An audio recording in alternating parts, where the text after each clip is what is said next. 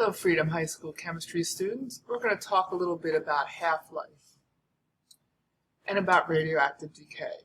Some unstable isotopes will break down, and they break down at a regular, measurable rate. So this spontaneous breakdown releases energy and matter. Now, half-life is a time required for half of the material to decay. Not half the time for half to decay. Take a look at a graph of the decay of radioactive substances. And let's first look at what our graph is telling us. We have, as time goes by, in years, and we have a population of the parent atom remaining.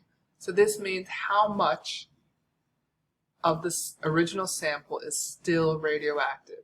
Now this can be in several, we can have percentages, like shown. It could be in mass, in grams, or counts per minute. How many, using a Geiger counter, how many of the particles are decaying per minute. So we could have all three of these. Right here we actually have percentage. So let's take a look. We'll start with a sample at time equals 0. That is right here, time equals 0.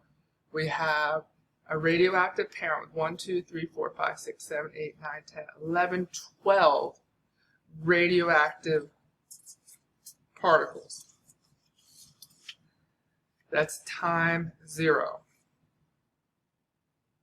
And this item here, and we're going to put, that's our first point, and this particular substance has a half-life of 5,730 years.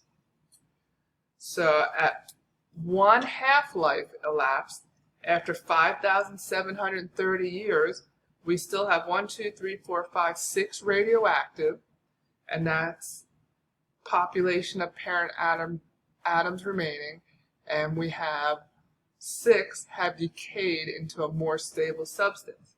So that is one half-life, and the half-life of this substance is 5,730 years. So after 5,730 years, boom, 50% is still radioactive. After another 5,730 years, of these 6 that were still radioactive, now only 1, 2, 3 are radioactive. That is, another half-life has gone by, and half of the 6, 1, 2, 3, 4, 5, 6, half have decayed, and so there's only 3 still active.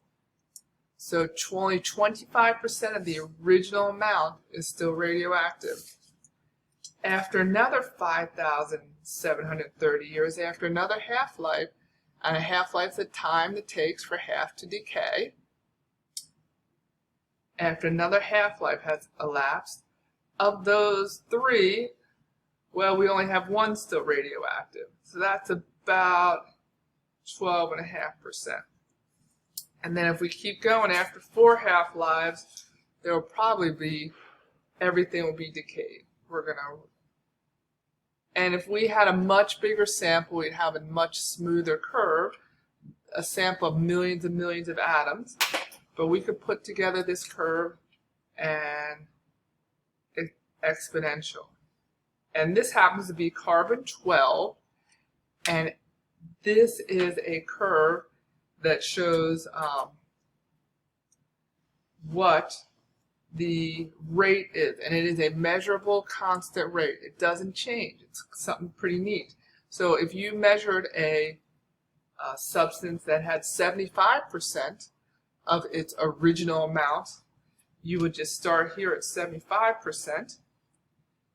You would go over to the graph and then drop down to time, and you would have a good idea of how old that substance was. And looking at this, we would say somewhere, we could get more exact, but somewhere around 2,000 years old. And that is called radiometric dating.